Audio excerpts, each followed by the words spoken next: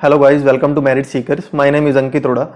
In this video we will discuss about the binomial distribution. ठीक है, binomial distribution क्या होता है वन बाय वन मैंने आपको बोला था लास्ट वीडियो के अंदर डिस्ट्रीब्यूशन के बारे में बात करेंगे. जिसने भी बेसिक क्लियर नहीं किया है सबसे पहले वो आपने वीडियो देखनी है. देखो सबसे पहली चीज कि बाइनोमियल डिस्ट्रीब्यूशन का पीडीएफ क्या होता है.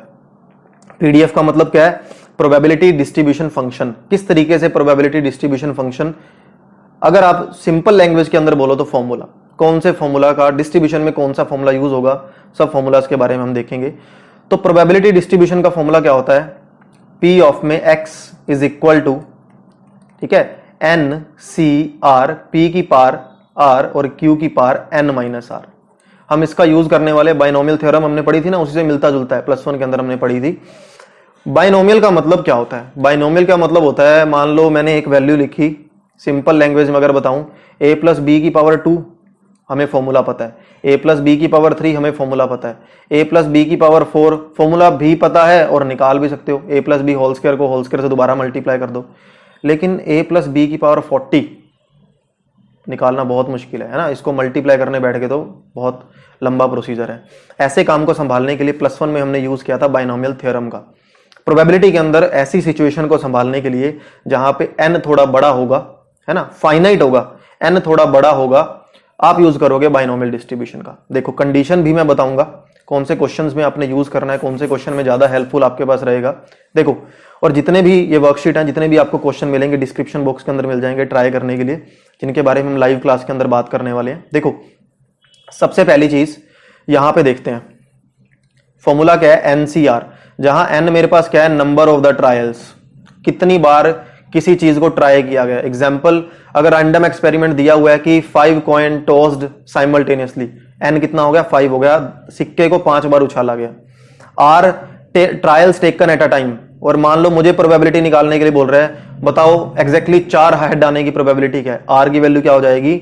आर की वैल्यू देखो, एग्जैक्टली 4 आने की प्रोबेबिलिटी, उस टाइम मेरी आर की वैल्यू हो जाएगी 4 की 4 हेड मुझे निकालने हैं. आर आपने देख लिया, trials taken at the time. P क्या है? Probability of success. किसकी बात हो रही है? हेड की बात हो रही है. हेड के आने की प्रोबेबिलिटी को बोला जाएगा पी, जो हमारा फेवरेबल केस है. Q, probability of failure. Head के ना आने की प्रोबेबिलिटी को बोला जाएगा क्यू. तो किन चीजों का यूज हो रहा है यहां पे? एन का यूज हो रहा है, आर का यूज हो रहा है, पी का यूज हो रहा है और क्यू का यूज हो रहा है. एन का मतलब है number of the trial, R का मतलब है कितनी बारी रैंडमली वो ट्रायल एक ही टाइम पे यूज किया जा रहा है, मतलब आपके क्वेश्चन में दिया गया होगा. पी जिसके बारे में बात की जा रही है उसके होने की प्रोबेबिलिटी क्या है? क्यू जिसके बारे में बात की जा रही है उसके ना होने की, यानी उसके फेल होने की प्रोबेबिलिटी क्या है. तो मेन आपको जो है ये फंक्शन ध्यान रखना है, ठीक है. ये फंक्शन जो है जी, इसको आपने माइंड में बिठा लेना है, ये जो मैंने फंक्शन यहां पे दिखाया हुआ है. अब देखो क्या कंडीशन यूज होंगी जब बाइनोमियल का यूज किया जाएगा. Number of the trials are finite. Trials जो होंगे वो फाइनाइट होंगे. ऐसा नहीं बोल सकता a coin is tossed 1 lakh time, है तो ये फाइनाइट लेकिन बहुत बड़ा नंबर है. एन फाइनाइट जरूर होगा लेकिन काउंटेबल होगा, कि जिसको इजी वैल्यू हम निकाल सकते हैं, क्योंकि एक्चुअल में है क्या बाइनोमियल के अंदर? एनसीआर का ही तो यूज किया जा रहा है. अगर मैं एन आपके पास 1 लाख ले लूं, है ना, तो यहां पे सी आर ले लूं 1, तो इसको सोल्व करना कितना मुश्किल है. या फिर मैं ऐसे बोल दूं कि 999, इसको सोल्व करना कितना मुश्किल हो जाएगा. तो एन की वैल्यू होगी 2 3 4 5 6 7 8 9 10, ठीक है.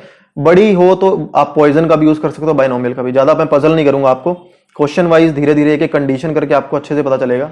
अदरवाइज थोड़ा सा यहाँ खिचड़ी पक जाएगी आपके माइंड में, है ना, वो चीज हमने नहीं होने देनी. अब देखो सबसे पहली condition, number of the trials are finite. Finite number of the trial होंगे. All trials are independent. किसी ट्रायल को किसी से फर्क नहीं पड़ेगा. सिक्का उछाला गया है 3 बार, हो सकता है हेड आ जाए, दूसरी बारी टेल आ जाए, तीसरी बारी हेड आ जाए. अच्छा, एक बार सिक्का उछाला गया, उसका आंसर हेड आ गया, दूसरी बारी टेल आ गया, तीसरी बारी हेड आ गया. क्या हर ट्रायल को किसी से फर्क पड़ रहा है? नहीं फर्क पड़ रहा. पहली बारी सिक्का उछाला है, वो उसकी मर्जी कौन सा हेड आएगा टेल आएगा, दूसरी बारी उसकी मर्जी, तीसरी बारी उसकी मर्जी. तो जो ट्रायल होंगे आपस में एक दूसरे के इंडिपेंडेंट होंगे, एक दूसरे को फर्क नहीं पड़ेगा. Probability of the success is same for each trial.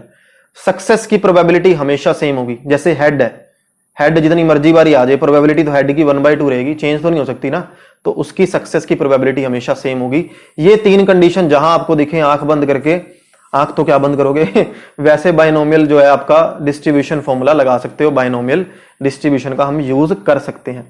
आगे मैंने आपको दिया हुआ है P plus Q is equal to 1, ये तो आपको पता ही है। Probability of an event plus probability of not an event, किसी के होने की प्रोबेबिलिटी किसी के ना होने की प्रोबेबिलिटी का सम 1 होता है। एक एग्जाम्पल के बारे में समझते हैं, देखो कैसे बाइनोमियल का यूज किया जाएगा। मैंने पहले सिंपल सा एग्जाम्पल लिया है, ठीक है। आप इस एग्जाम्पल के अंदर बाइनोमियल का भी यूज कर सकते हो और नहीं भी कर सकते हो। देखो कैसे, देखो अ कॉइन इज टॉस्ड ट्वाइस, एक कॉइन को 2 बार उछाला गया।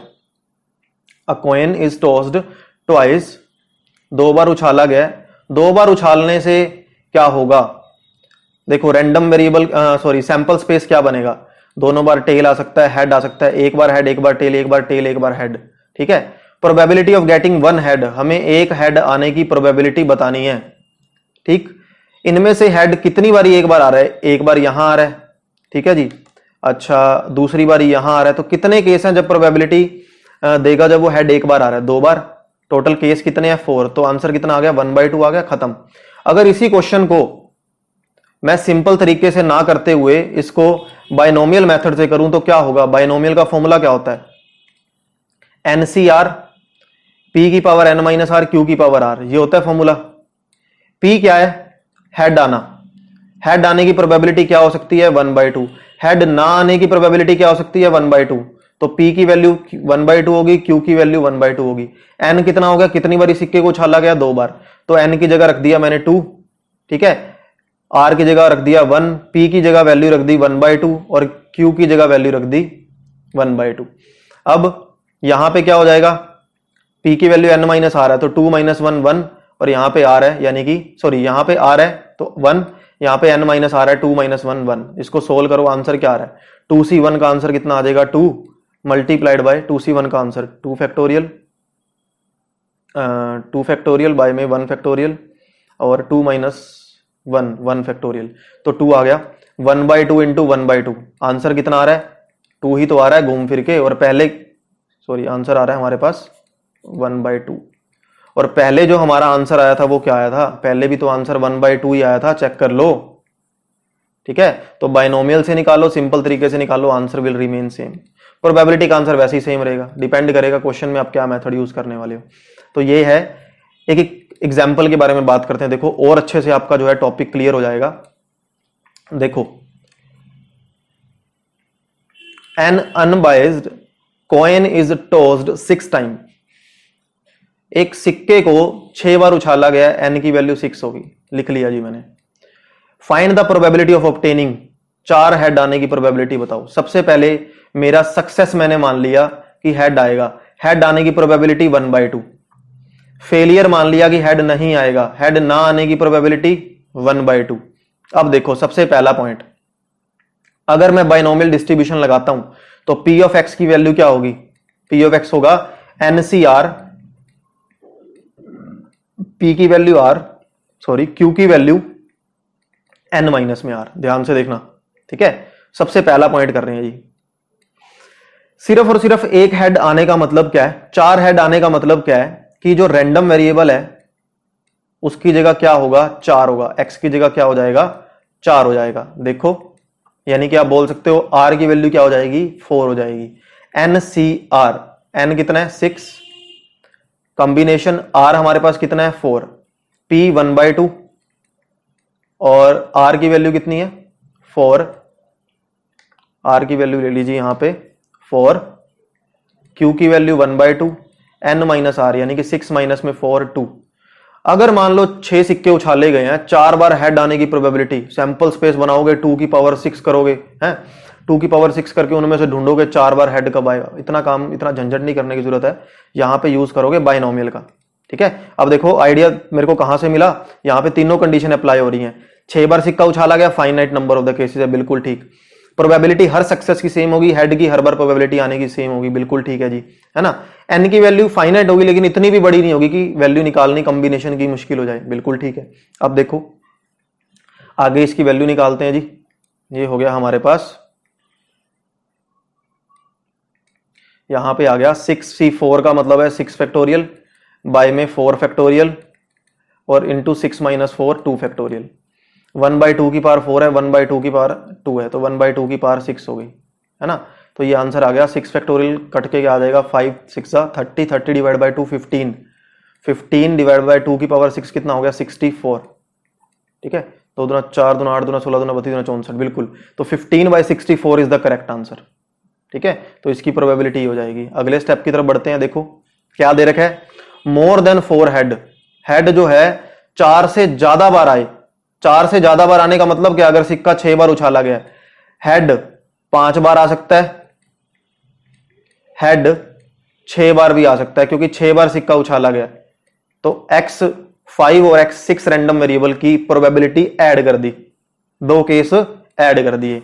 अच्छा, p इज इक्वल टू 5 पे प्रोबेबिलिटी क्या होगी भाई, क्या हो जाएगा, 6c5 1/2 की पावर n माइनस आर, यानी 1/2 की पावर r यानी कि 5, और 1/2 की power n minus R, 6 minus में 5 1, प्लस 6c5 1/2 की पावर, यहां पे 5 नहीं था ना, 6 था, सॉरी 6 है, तो 6 से 6 1/2 की पावर कितना हो गया, 6 हो गया, और 1/2 की पावर 6 माइनस 6 यानी कि 0 हो गया। ये चीज हो गई। अब देखो 65 का मतलब क्या है, 65 का मतलब है 6 फैक्टोरियल बाय में 5 फैक्टोरियल और 1 फैक्टोरियल, 6 बच गया।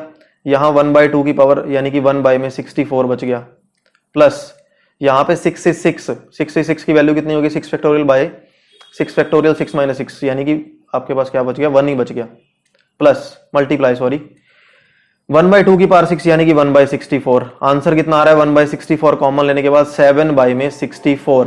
So this one is the correct answer. तो देखो लेस देन 3 हेड आने का मतलब क्या है कि 3 से कम बार हेड आ रहा है। 3 से कम बार हेड आने का मतलब क्या है, या तो हेड आएगा ही नहीं यानी कि 0 टाइम आएगा, या हेड 1 बार आएगा, या फिर हेड 2 बार आएगा। तो रैंडम वेरिएबल की जो वैल्यू है वो या तो 0 होगी या 1 होगी या 2 होगी, इससे ऊपर नहीं हो सकती। ठीक है, इससे ऊपर नहीं हो सकती। अब देखो p 0 आ रहा है, तो इसका मतलब बाइनोमियल डिस्ट्रीब्यूशन यहां पे क्या हो जाएगा, n c0, तो यहां पे एक बारी 6 की वैल्यू है ना, तो यहां पे क्या हो गया, 6c0 p की पावर 0 q की पावर यानी कि 1/2 की पावर 6 माइनस में 0 6, प्लस 6c1 1/2 की पावर 1 और 1/2 की पावर 6 माइनस 1 5, प्लस 6c2 1/2 की पावर 2 और 1/2 फेल होने की पावर कितनी है, फेल होने की यानी कि q की पावर कितनी होगी, 6 माइनस 2 4। तो क्या हो रहा है यहां पे 1 बाय में 64 कॉमन आ रहा है, यानी कि 1/2 की पावर 6 कॉमन आ रहा है, क्या बच गया, 6c0। 6c0 की वैल्यू क्या होगी, 0 फैक्टोरियल 6 माइनस 6 फैक्टोरियल बाय में 6 फैक्टोरियल यानी कि 1 आ गया, तो ये 1 आ जाएगा। प्लस में 6c1 का आंसर क्या आने वाला है, 6 फैक्टोरियल बाय 1 फैक्टोरियल 6 माइनस 6 आ गया आंसर इसका। 6c2 का आंसर क्या आएगा, 5 6 30 डिवाइड बाय 2 15, तो यहां पे मेरे पास इसका आंसर कितना निकल गया, 15 प्लस में 6 कितना हो गया, 21, 22 बाय में 64 इज द करेक्ट आंसर, यानी कि 11 बाय में कितना आ गया, 32 इज द करेक्ट आंसर। अगले पार्ट की तरफ बढ़ते हैं। देखो अगला पार्ट क्या दे रखा है, एटमोस्ट 4 हेड्स, कि ज्यादा से ज्यादा 4 हेड आए। इस पार्ट को ध्यान से समझना, क्या दे रखा है, एटमोस्ट 4 हेड, ज्यादा से ज्यादा 4 हेड आए का मतलब क्या है, हेड 1 बार भी आ सकता है, 0 बार भी आ सकता है, हेड 1 बार भी आ सकता है, हेड 2 बार भी आ सकता है, हेड 3 बार भी आ सकता है, और हेड 4 बार भी आ सकता है। तो क्या होगा, इन सभी की प्रोबेबिलिटी जो होगी वो ऐड करनी पड़ेगी। लेकिन एक काम और भी कर सकते हैं यहां पे, अगर हम इस क्वेश्चन को थोड़ा सा इजी करना चाहें तो क्या कर सकते हैं, देखो ध्यान से देखो, अगर मैं इस क्वेश्चन को थोड़ा सा इजी करना चाहूं तो क्या हो सकता है, देखो रैंडम वेरिएबल यानी कि रैंडम वेरिएबल की हाईएस्ट वैल्यू कितनी है, 6 है, और हमें पता है सभी की प्रोबेबिलिटी का सम कितना होता है, 1 होता है। तो अगर मुझे 0 से लेके 4 तक की प्रोबेबिलिटी का सम निकालना है, क्या मैं ऐसा नहीं कर सकता, 1 में से माइनस कर दूं प्रोबेबिलिटी, और किसकी प्रोबेबिलिटी कि x या तो 6 हो यानी कि 6 या 6 के इक्वल हो, या 5 या 5 से बड़ा हो। तो यानी कि क्या करो, प्रोबेबिलिटी निकाल दो x इज इक्वल टू 5 की रैंडम वेरिएबल की, प्रोबेबिलिटी निकाल दो x is equal to 6 random variable की, और दोनों को क्या कर को ऐड कर दोनों को क्या कर दो, ऐड करके 1 में से माइनस कर दो। तो इसका जो आंसर आएगा और इसका जो आंसर आएगा दोनों सेम होंगे। देखो चेक कर लेते हैं, है ना, सोल्व कर लेते हैं इसको। उस लेंथी वाले मेथड से चाहे करने की जरूरत भी नहीं है, ठीक है। तो ये क्या हो जाएगा 1 माइनस में p x is equal to 5 का मतलब क्या है nc, यानी कि 6c5, तो 1/2 की पावर 5 और 1/2 की पावर 1, है ना, अभी देखा हमने। अच्छा 6 1/2 की पावर क्या हो गई 6 और 1/2 की पावर 0 हो गई। कितना आंसर आ रहा है जी, चेक कर लेते हैं। ये आ गया 1 माइनस में यहां बच रहा है 1/64, कॉमन ले लिया तो 6c5 का मतलब है 6 हो गया, 6 आ गया, और 6c6 का मतलब है 6 फैक्टोरियल बाय में 6, यानी कि 1 ही आ गया आपके पास, है ना। 6 फैक्टोरियल बाय में, हाँ जी 1 आ गया। तो क्या आ गया आंसर हमारे पास 1 माइनस में 7 बाय में 64, तो 64 माइनस 7 डिवाइड बाय 64, तो आंसर हमारे पास कितना हो गया 57 डिवाइड बाय में 64 इज द करेक्ट आंसर। तो क्या करोगे, चाहे वैसे निकाल दो सभी के एडिशन, चाहे ऐसे निकाल दो। तो मेन हमने जो बात करी यहां पे, yes you can take screenshot of this अगर विजिबल है डिस्प्ले पे, ठीक है, पर 1 बाय 1 मैं एक बार आपको दिखा देता हूं। ये हमारा क्या था, फर्स्ट पार्ट था, ये हमारा ये पोर्शन सेकंड पार्ट था, और ये वाला पोर्शन हमारा थर्ड पार्ट है, और this one is our fourth part, ठीक है। तो इस तरीके से जो है आपको बायनोमियल थ्योरम का यूज करना है। तो देखो नेक्स्ट हमें क्या क्वेश्चन दे रखा है, हमें मीन की वैल्यू गिवन दे रखी है, वो कह रहा है mean is equal to 3, variance is equal to 3/2, यानी कि हमें मीन की वैल्यू दे रखी है, और मीन क्या होता है बायनोमियल डिस्ट्रीब्यूशन के बेस पे एनपी की वैल्यू, यानी कि number of the trial multiplied the probability of success is equal to mean, ये हमारे मीन की वैल्यू होती है।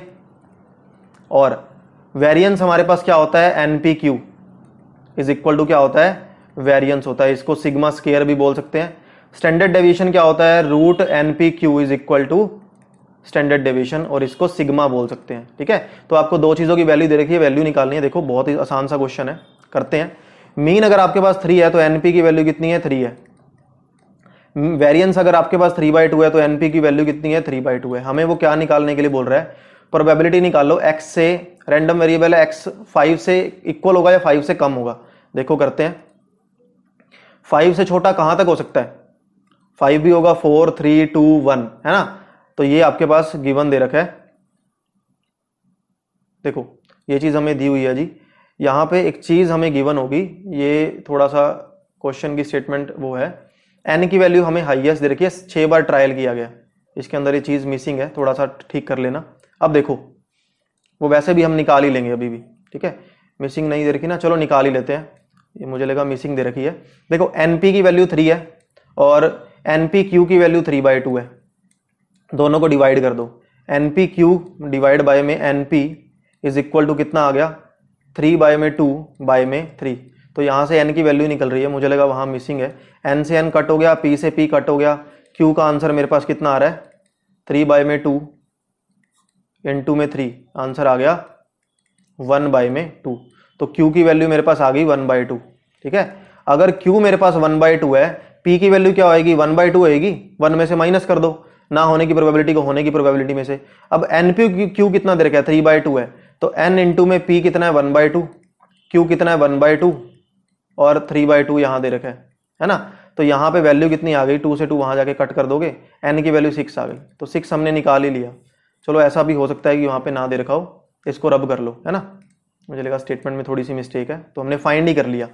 एन की वैल्यू आ गई 6, पी की वैल्यू 1/2 और क्यू की वैल्यू 1/2। हमें वो क्या निकालने के लिए बोल रहा था क्वेश्चन के अंदर, हमें वो बोल रहा था कि प्रोबेबिलिटी निकालनी है जब रैंडम डिस्ट्रीब्यूशन रैंडम वेरिएबल की वैल्यू 5 या 5 से छोटी होगी।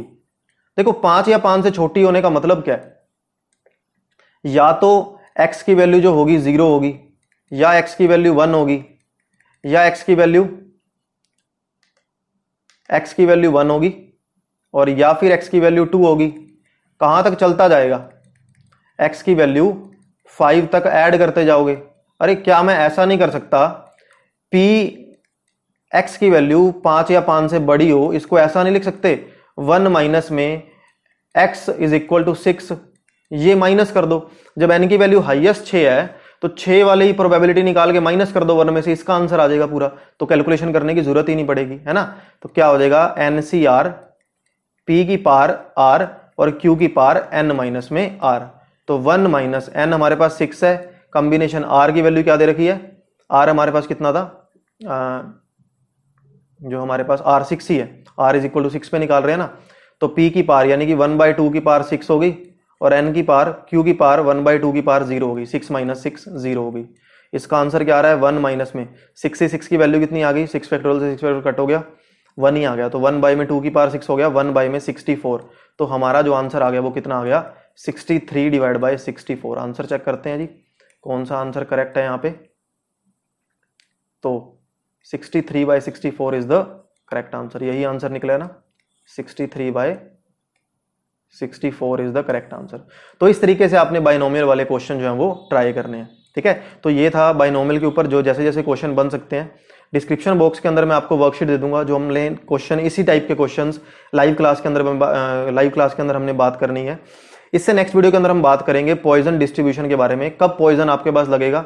उससे पहले आपको अच्छे से क्लियर होगा बाइनोमियल हमारे पास कब लगने वाला है, जब number of the trial n की वैल्यू फाइनाइट होगी, बहुत ज्यादा बड़ी नहीं होगी। दूसरा, प्रोबेबिलिटी ऑफ फेलियर या प्रोबेबिलिटी ऑफ सक्सेस, है ना, हर बार आंसर 1/2 1/2 1/2 हमेशा सेम होगा, चेंज नहीं होगा, वेरिएशन नहीं आएगी इसके अंदर। तीसरा, डिस्क्रीट रैंडम वेरिएबल होना चाहिए। डिस्क्रीट रैंडम वेरिएबल का मतलब है कि स्प्रेड बहुत कम होना चाहिए, यानी कि बहुत बड़ा ज्यादा ग्राफ नहीं होना चाहिए, बहुत बड़ा डिस्ट्रीब्यूशन टेबल नहीं होना चाहिए।